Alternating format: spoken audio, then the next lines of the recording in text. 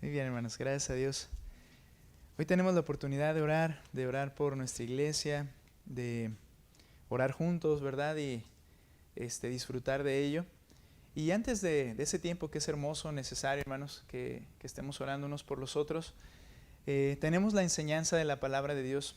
Y yo reconozco que a veces los pasajes que vienen, algunos de ellos son bastante fuertes, ¿verdad? O en algunas ocasiones pareciera que es muy duro lo que vamos hablando.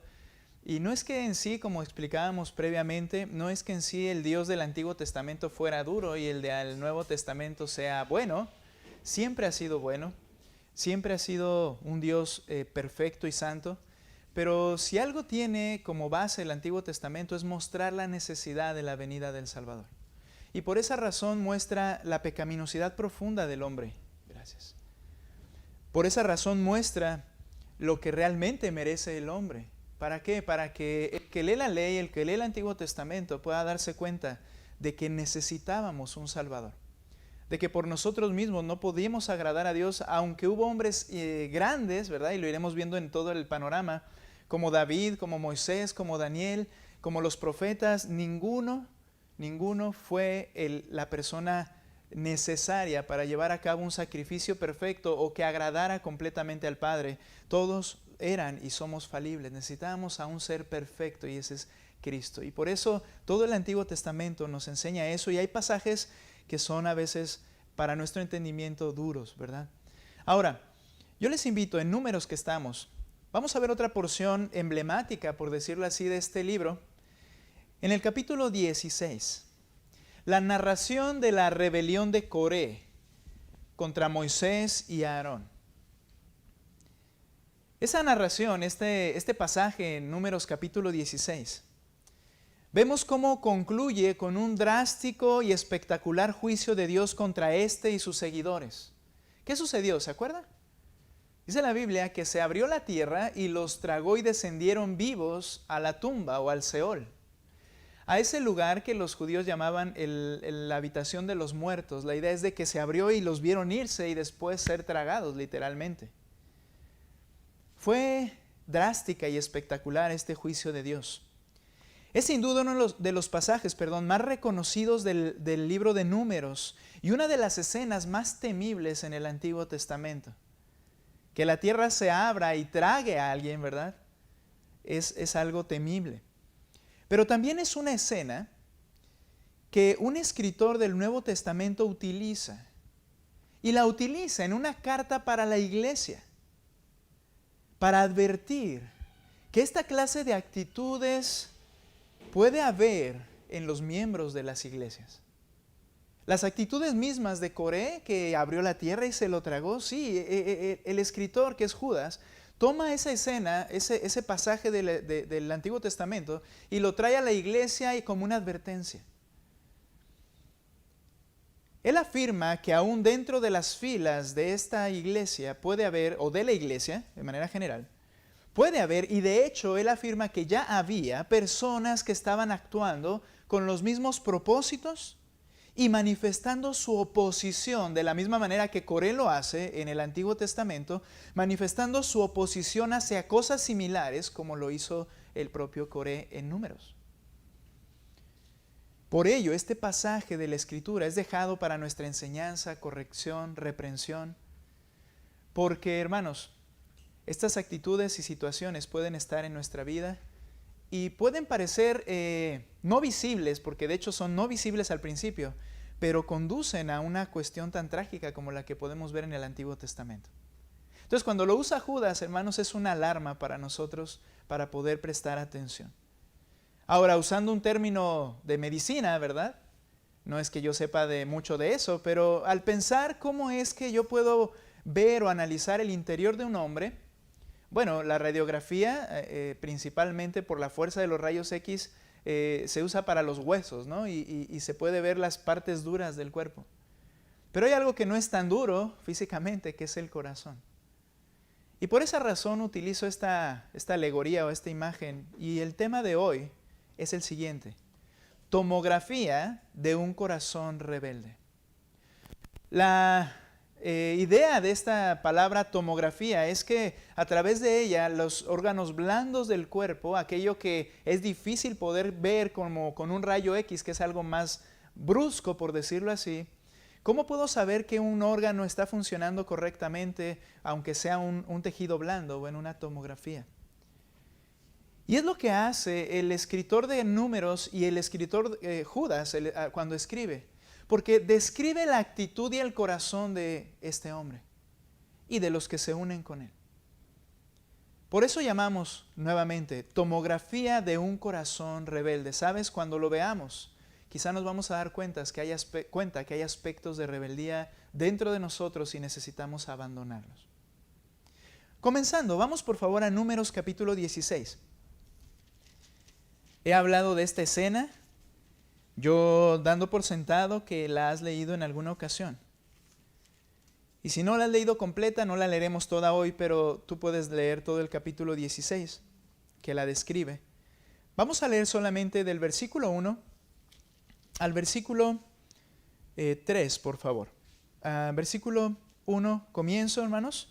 Ustedes el 2 y yo termino con el 3, así como lo tienen. Con fuerza, siempre es necesario que varones ayúdenos a leer con fuerza para que sean de guía para las hermanas también, por favor. Ok, comienzo, 16:1. Y se rebeló Coré, hijo de Izar, hijo de Coat, hijo de Leví, con Datán y Abiram, otros dos que se rebelaron junto con él, hijos de Eliab, y On, un tercero, hijo de Pelet, 4 ya con Coré, hijos de Rubén. ¿Y qué dice el 2 fuerte?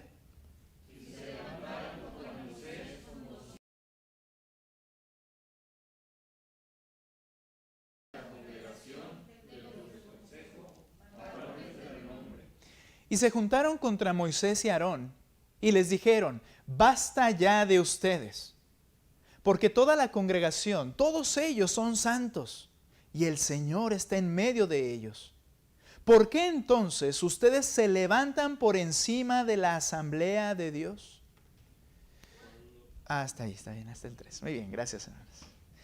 Muy bien, ahora, estos primeros versículos, hermanos, vemos cómo inicia, ¿verdad? Cómo inicia la controversia acá.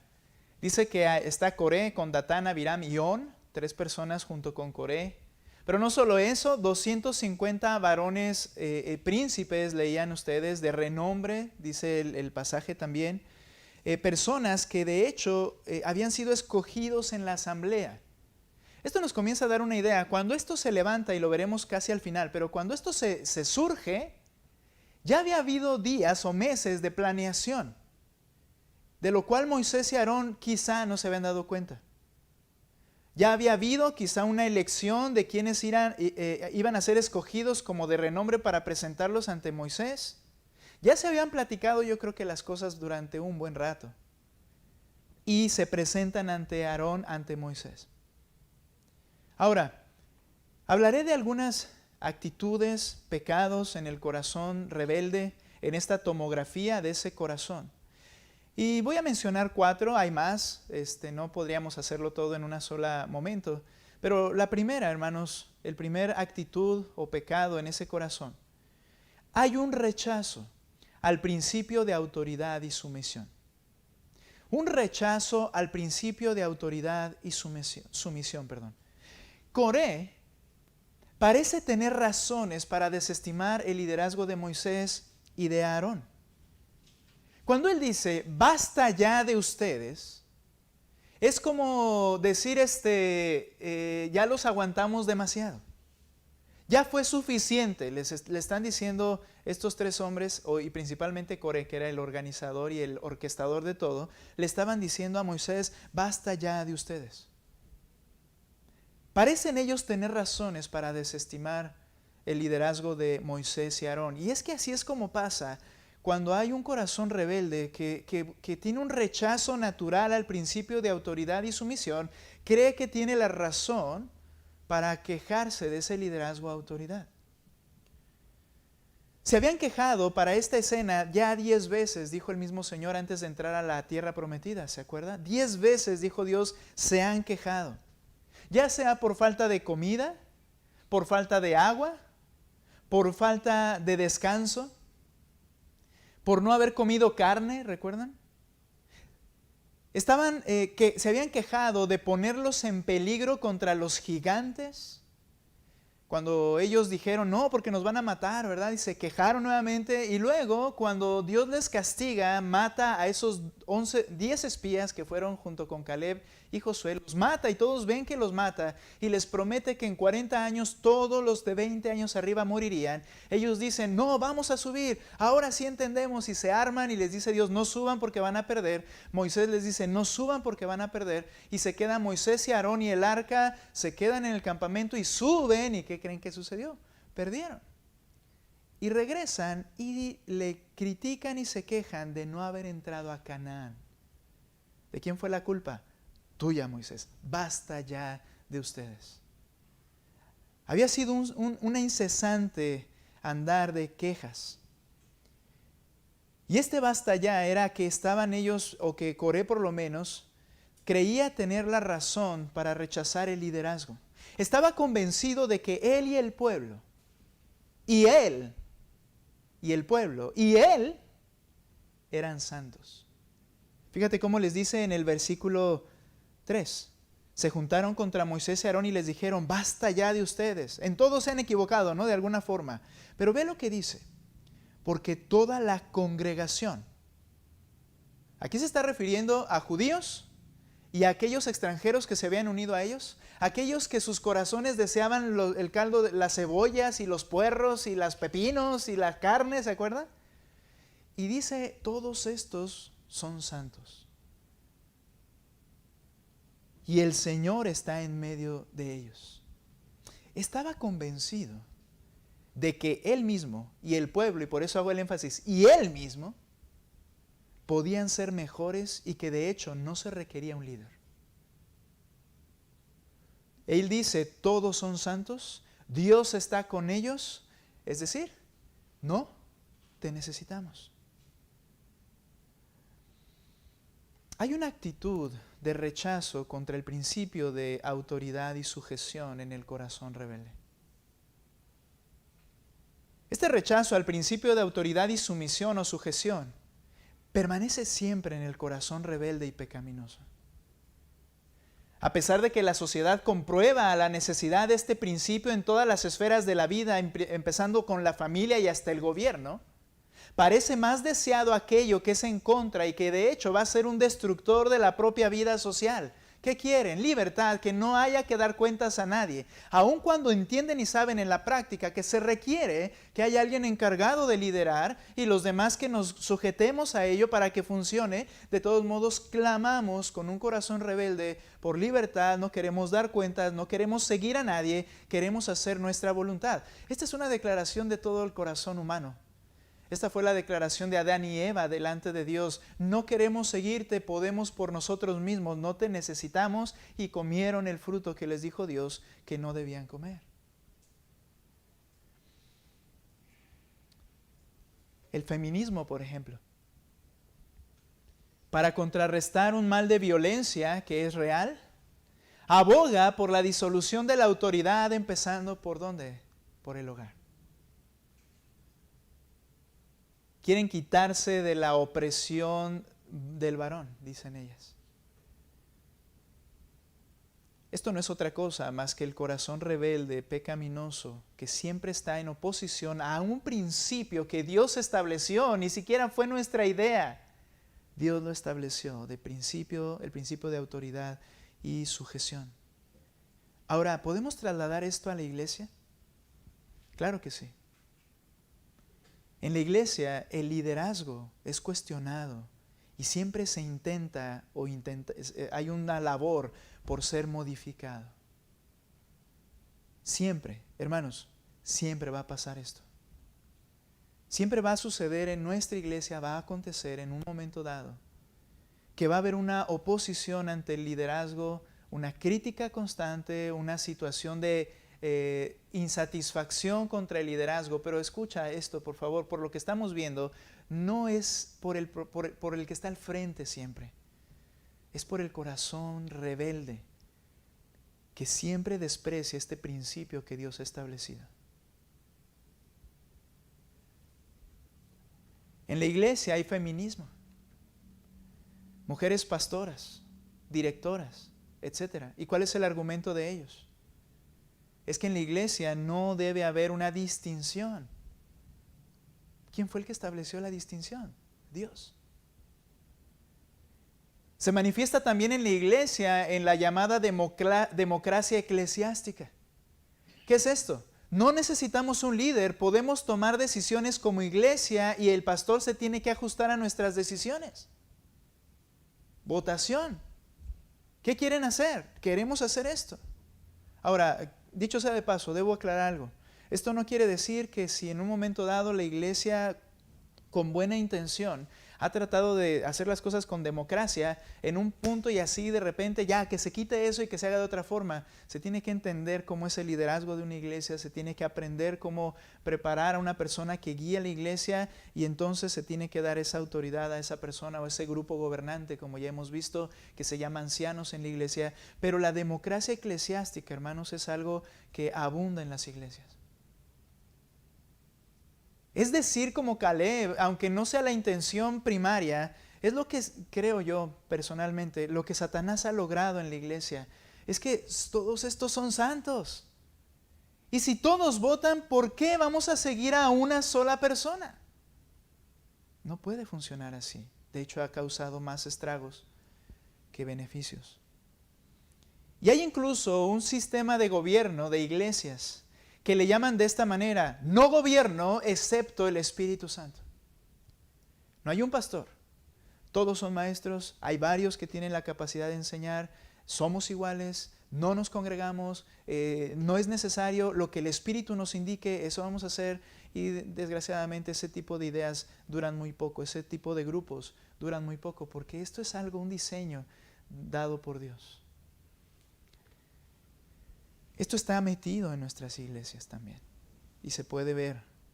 Ahora, la Biblia demuestra, que este principio es fundamental en la iglesia y en toda la sociedad. Romanos 13, 1 al 2, que cuando estudiamos este pasaje a muchos nos dio en la cabeza, ¿verdad? Que dice: sométase toda persona a las autoridades que gobiernan, porque no hay autoridad, note este absoluto, no hay autoridad sino de Dios. No hay.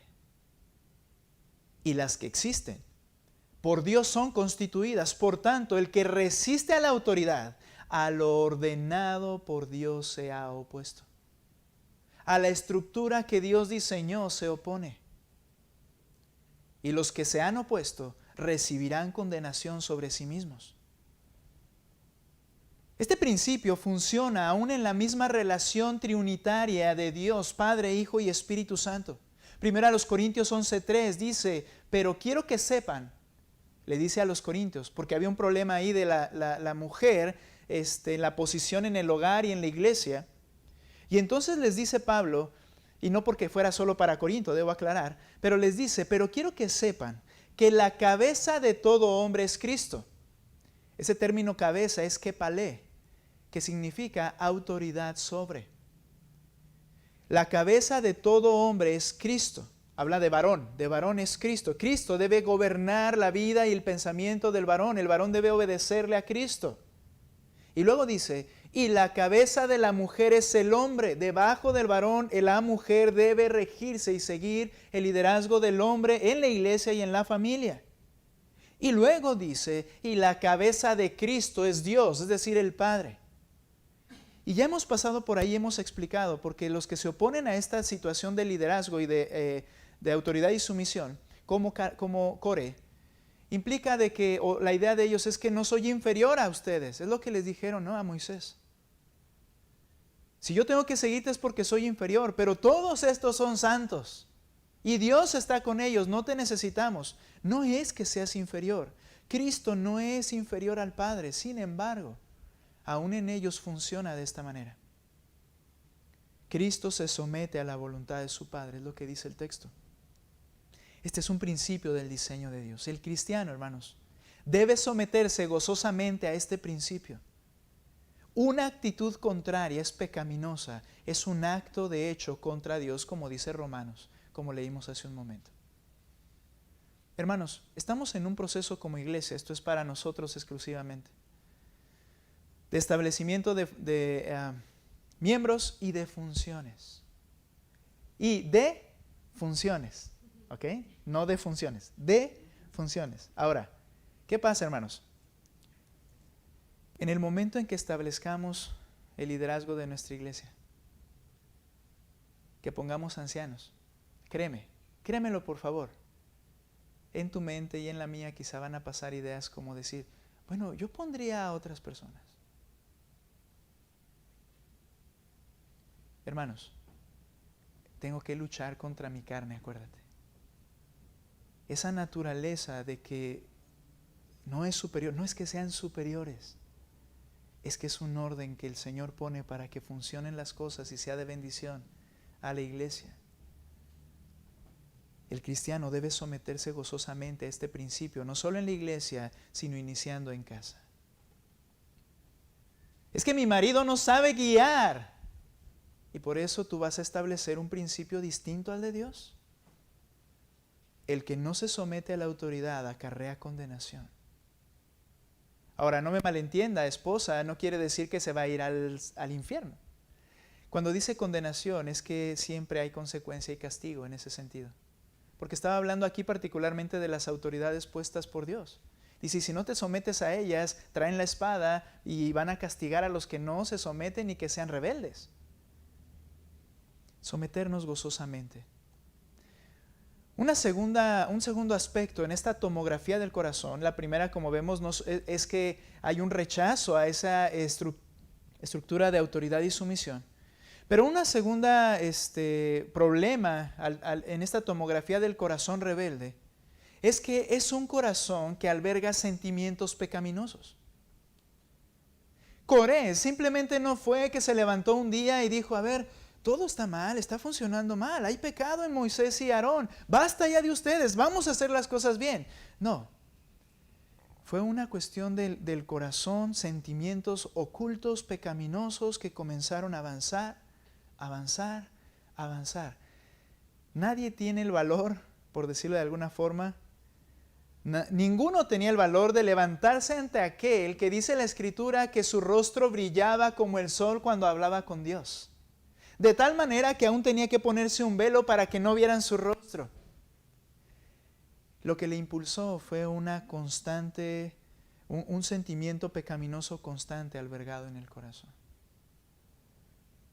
Judas explica, al tomar el ejemplo, algunos sentimientos no visibles a primera vista en Coré y en los que actuamos como él. Vaya conmigo a Judas capítulo 1. Judas no tiene capítulo, solo es uno, pero miren lo que dice el verso 11.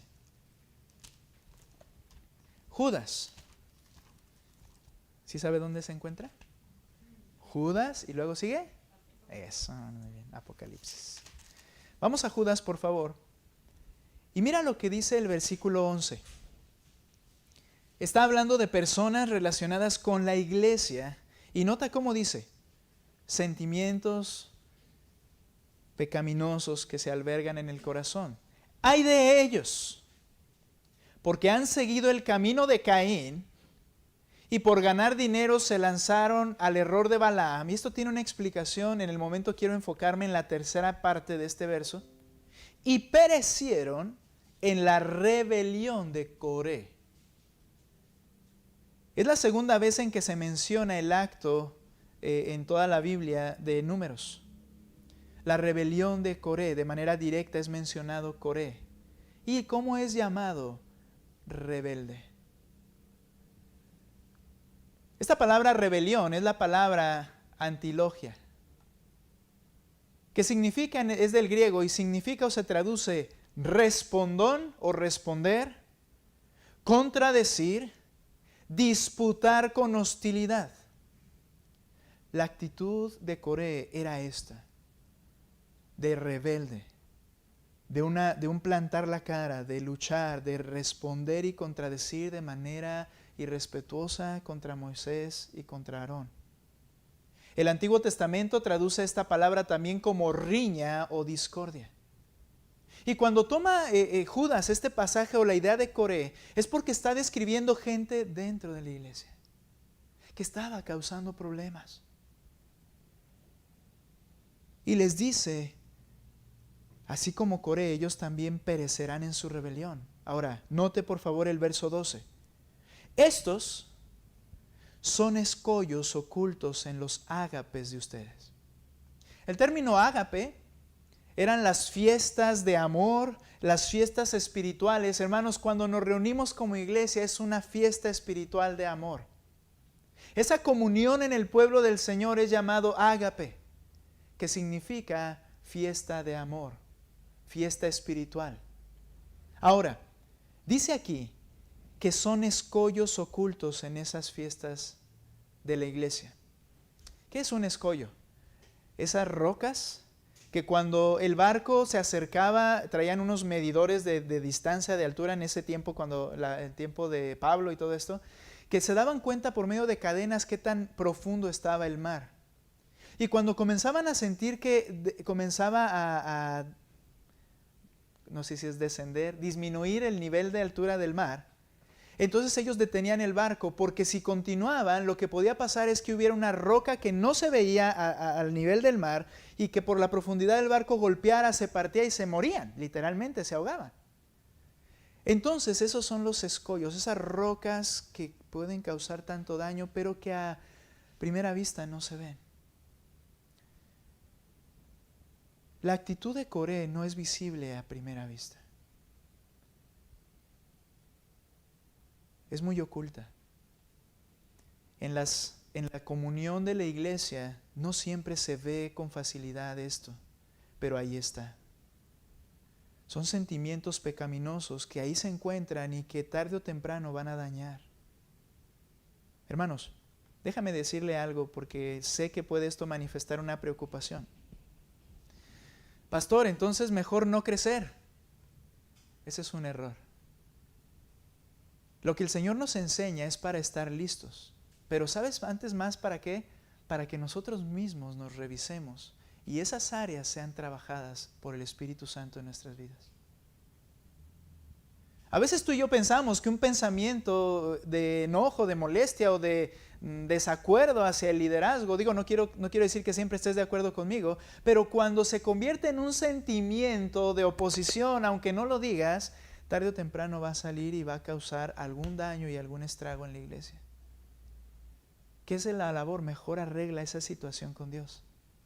Porque es tu problema con Dios. Porque es mi problema con Dios. Los llama escollos, es decir, son dañinos, pero no se nota al principio.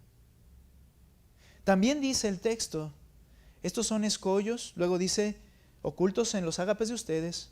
Cuando banquetean, se refiere a comer juntos, con ustedes sin temor, apacentándose a sí mismos. En esa comunión, de esa relación espiritual de amor delante del Señor, son personas que no tienen temor de Dios, que están viviendo en un pecado. Sin embargo, cuando está aquí en la iglesia, parece que todo va bien. Se comporta como si todo estuviera bien, pero no tienen temor de Dios. ¿Qué es esto? Están viviendo en pecado, lo saben, pero no les importa. Sin temor de Dios. Se apacientan a sí mismos, egoístas. Hermanos, esa actitud, y yo quiero que antes de que comiences a hacer como un radar, estamos hablando de barcos y de mar y comienzas como submarino, tit, tit, localizar, ¿verdad? No. Veámonos a nosotros mismos. Egoístas, se apacientan a sí mismos. ¿Qué es esto? Que lo que hago, lo hago para mi beneficio. Que hago las cosas aparentemente sirviendo, ayudando a los demás, pero para mi beneficio. Este es el problema y la diferencia entre el servilismo y ser servicial. Ser servicial es que yo me convierto en tu esclavo y en tu barrendero, el que limpia la mesa, como decía en los matrimonios, y lo voy a hacer para ti porque creo que tú eres más importante que yo. Pero el otro aspecto es que lo voy a hacer para ganarme algo. Y esto tienes que tener cuidado. ¿Para qué lo haces? Para ser visto de los demás. Dijo Cristo, el aplauso que recibas va a ser lo único que vas a recibir. Ya tienen su recompensa. El reconocimiento público, adelante. Pero si lo haces para el Señor, recibirás de Él la recompensa. Se apacientan a sí mismos. Luego dice ahí, versículo 13. El versículo, todavía estamos 12, ¿verdad? Dice, son nubes sin agua, llevadas por los vientos, árboles de otoño sin fruto, 2 veces muertos y desarraigados. Quiere decir que dentro de esto no son íntegros. Permítame añadirme, no somos íntegros. Nubes sin agua, árboles sin frutos. Realmente lo que manifestamos no es lo que somos. Nos convertimos en buenos actores dentro de la iglesia, para manifestar como que mi familia marcha bien, como que mi vida marcha bien, como que yo marcho bien, como que leo, conozco y hago. Me impresiona a veces cómo podemos decir versículos de memoria, pero esos versículos de memoria, la pregunta es, ¿los vives? ¿Cómo podemos saber teología y doctrinas y conocerlas a pulso, verdad? Pero ¿las vives? Tenemos esa facilidad, hermanos, todos. No son íntegros, no somos íntegros. Y luego mira lo que dice, y yo te pido que lean ustedes, por favor, versículo 13 completo, fuerte, hermanos. Dice: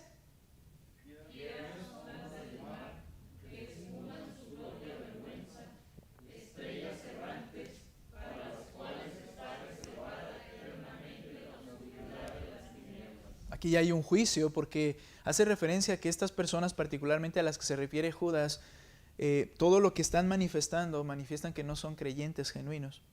Pero como vuelvo a decir, creo que hay aspectos de esto que puede estar en nuestras vidas y tenemos que pedir al Señor quitarlas. Ahora, es interesante cómo los llama aquí.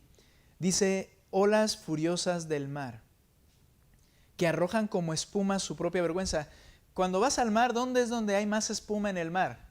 En el mar, ¿pero dónde? ¿En qué área? En la orilla, pero ¿en cuál orilla? Principalmente donde hay rocas y donde el golpe del mar es con toda la fuerza. Esa zona es donde se espuma el agua, donde es la mayor grado de braveza. Cuando veas eso, no te metas. Recién nos casamos, mi esposa y yo, felices allá en Puerto Vallarta. Foto, y me empiezo a meter al agua, ¿verdad? Y parecía que todo estaba bien. Las olas son muy picadas ahí. Y yo dije, pero yo veo que se meten y no pasa nada. Y que me quitan el piso, literalmente. Y me iba y sentía que me moría. De verdad, yo pensé que iba a quedar mi esposa viuda desde la primera semana de casados. Tengan cuidado, ¿ok? Ahora, la cosa es esta. Esa espuma a la que se refiere es su braveza. Suelen ser personas bravas y eufóricas, que no tienen, dicen ellos, decimos nosotros, pelos en la lengua y va, y así, y zas, y yo digo, y dice, lo único que espuman, piensan que impactan a alguien, solo manifiestan su propia vergüenza. Piensan que están bien, y son bravos y son rudos al momento de hacer y de tratar las cosas. Y luego dice ahí mismo, versículo siguiente. Vamos a brincar, puede leerlo usted después, pero pase conmigo por favor al versículo 16. Pone un ejemplo, el ejemplo de la profecía de Enoc, y luego dice el 16, estos, vuelve al tema, son murmuradores, criticones, que andan tras sus propias pasiones, tienen definidos motivaciones, hablan con arrogancia, adulando a la gente para obtener beneficio. Nota, ¿qué dijo Coré cuando estaba frente a todo el pueblo y ya en la última escena? Y dice, todos estos son santos. Ese pueblo terrible que se quejaba a cada paso, que el Señor dijo que los quería consumir en un solo golpe, y Él los llama santos. ¿Por qué los adulaba de esa manera? Porque quería obtener un beneficio. Él quería ser el líder nuevo en ese lugar. Murmuradores, criticones, viven en pasiones desordenadas, arrogantes, aduladores. Y dice el verso 19, estos son los que causan divisiones en la iglesia. Son individuos mundanos que no tienen el Espíritu.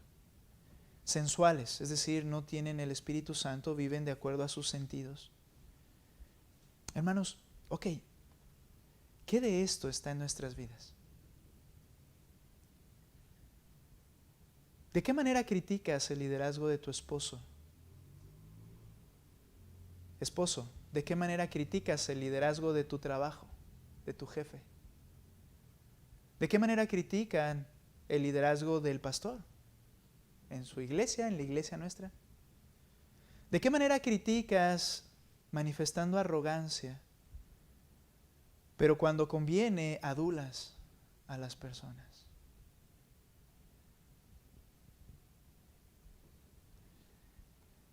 Yo creo que a veces nosotros mismos podemos decir hasta nos oímos mal. Cuando realmente nuestra actitud no es así como que muy, pero cuando, oh, qué pastor y qué esposo tengo, es el mejor esposo del mundo, pero no le sigues, no le sirves, no haces lo que te corresponde. Bueno, pongo el ejemplo en varias áreas, ¿verdad? No acabaríamos de ponerlo, pero ¿qué de estas áreas, hermanos, están en nuestras vidas? Coré había llevado una planeación minuciosa. Las murmuraciones y críticas de la que hace referencia se habían llevado a cabo bajo otras bambalinas. Él había criticado a Moisés ante todo el pueblo de tal manera que había obtenido 250 hombres que estaban con él en esto que iban a hacer. De manera minuciosa había llevado a cabo incluso votaciones para escoger a 250 de renombre. Todo lo había maquinado, había encontrado 3 aliados, Datán, Abiram y On, que eran rubenitas. ¿Sabes cuál es la cuestión de los rubenitas? Que ellos eran hijos ellos eran hijos del primogénito de Israel. Sin embargo, ignoraban que Dios dijo a través del mismo Jacob, Rubén, hombre fervoroso de espíritu, no serás tú el primogénito porque subiste al lecho de tu padre. Se había acostado con su madrastra y le dijo, tú no vas a ser el líder. Bueno, estos 3 decían, somos del linaje del líder, del primogénito, estamos contigo. Todo esto desde su corazón lo había maquinado Coré. Noten, hermanos, cómo hay sentimientos pecaminosos en el corazón que motivan todas las cosas. Me voy a quedar en estos 2 puntos, pero quiero terminar el punto. En realidad se convirtieron en una carga para Moisés. Nota, regresa conmigo a Números 16, por favor. Y fíjate lo que les dice ahí Moisés. Voy a leer desde el 4. Cuando Moisés escuchó esto, viene la queja y todo esto, cayó sobre su rostro en una actitud de temor a Dios. Sabía que esto era terrible y cae sobre su rostro y habló a Coré y a todo su grupo y dijo, mañana temprano el Señor mostrará quién es de él y quién es santo y lo acercará a él. A aquel a quien él escoja lo acercará a él. Hagan esto, Coré y todo el grupo tuyo, tomen incensarios para ustedes y pongan fuego en ellos y echen incienso sobre ellos mañana en la presencia del Señor. Y el hombre a quien el Señor escoja será el que es santo. No, lo siento, lo que les dice Moisés es esto. No todo el pueblo es santo. El término santo, y lo veremos, tendremos que verlo la próxima semana, hablando de consagración. El Señor llama a personas para llevar a cabo una labor en particular y Dios es quien las escoge. Y es lo que les va a enseñar. No es que todo el pueblo sea santo. Vamos a ver quién ha escogido Dios. Tú quieres el liderazgo. Estos 250 hombres, estas 3 personas que vienen contigo, lo que buscan es el liderazgo. Bien, vamos a ver a quién Dios escoge. Ahora, nota por favor lo que dice el mismo versículo 7, y pongan fuego en ellos, en los incensarios que iban a llevar, echen incienso sobre ellos mañana en la presencia del Señor, y el hombre a quien el Señor escoja será el que es santo. Nota estas palabras de Moisés, basta ya de ustedes, hijos de Leví. Eran una carga para Moisés. Basta ya de ustedes, como ellos le habían dicho, basta ya de ustedes, se traduce de la siguiente manera literal: fueron demasiado lejos. ¿Sabes qué quiere decir esto? Es probable que no era la primera vez. Es probable que no era la primera vez. ¿Recuerdas, por ejemplo, cuando dice que se pusieron de acuerdo y querían apedrear a Moisés? Es probable que no fuera la primera vez que habían incitado a los demás. ¿O recuerdas cuando dijeron, vamos a escoger un líder y que nos devuelva a Egipto porque este Moisés nos ha traído a morir a este lugar? Es probable que no era la primera vez. Y les dice, han ido demasiado lejos con esto. Cristo dijo que tarde o temprano, pero el pecado del corazón se hace manifiesto en acciones. De la abundancia del corazón. Ahora, de la abundancia, el corazón se va llenando, llenando, llenando, llenando. Y de lo que se llena es de lo que habla. Es lo que hacemos. De la abundancia del corazón habla la boca. Y lo que contamina al hombre sale ¿de dónde? De dentro del corazón. Lo que lo condena también. El pecado nace, sale de dentro del corazón. Hermanos, el Señor nos llama a examinarnos con honestidad a nosotros mismos y a erradicar esta clase de actitudes por medio de la gracia de Dios en nuestras vidas. Tengo que detenerme, hermanos. Lo continuaremos, si Dios permite, la próxima semana. Hemos visto, hermanos, que en esta tomografía de un corazón rebelde hay un rechazo a ese principio de autoridad y sujeción. Hay un rechazo al liderazgo de manera natural. Queremos ser los soberanos de nuestras vidas y de todo lugar. En segundo lugar, en esta tomografía del corazón hay sentimientos pecaminosos que están albergados en el corazón. Tarde o temprano van a salir. Tarde o temprano van a emerger y van a causar estragos en la vida de la persona, y es probable que causen estragos en la vida de la iglesia. Necesitamos analizar nuestro corazón y ver la rebeldía que hay en él. ¿Qué aspectos de lo que escuchamos yo estoy actuando así, estoy sintiendo así? Con la gracia del Señor podemos pedir que podamos erradicar esas cosas. La próxima semana hablaremos de cómo se menosprecia la consagración. Y por último, si esto me permite terminar, vamos a ver cómo el corazón también culpa a los demás de sus fracasos. 2 aspectos más que vamos a estudiar la próxima semana. Les invito, hermanos, meditemos en su palabra y vamos a orar. Señor, hemos sido rebeldes, porque nacimos siendo rebeldes. Hay de estos aspectos en nuestra vida, Señor, en nuestra manera de conducirnos. Fuera de este lugar, en casa mismo, en el trabajo, en las calles y por supuesto en la iglesia. Y solo nos hace ver lo que sabemos, que tenemos un corazón que requiere ser cambiado y limpiado cada vez. Señor, yo te ruego, Padre, que nos des de tu gracia para que conforme a la obra de tu Espíritu Santo en nosotros trabajemos diligentemente en estas áreas en nuestros corazones. De otra manera también, Señor, te quiero pedir, no que no permitas que vengan personas con intenciones perversas a esta iglesia, sino que unas a tu iglesia de tal manera que cuando esa clase de situaciones se manifiesten, porque se manifestarán, tu iglesia sea guardada en el amor y unidad de tu Espíritu. Y que quien atente contra la unidad de tu cuerpo, Señor, se haga manifiesto por obra tuya y podamos mostrarle amor, pero también podamos hacer lo que tú nos mandas que hagamos al respecto. Yo te ruego, Padre, por todos esos escollos y situaciones guardadas en nuestro corazón, que tarde o temprano nos van a hacer caer y hacer caer a otros. Ayúdanos, mi Dios, y a gozosamente aceptar que tu diseño es mejor que el nuestro.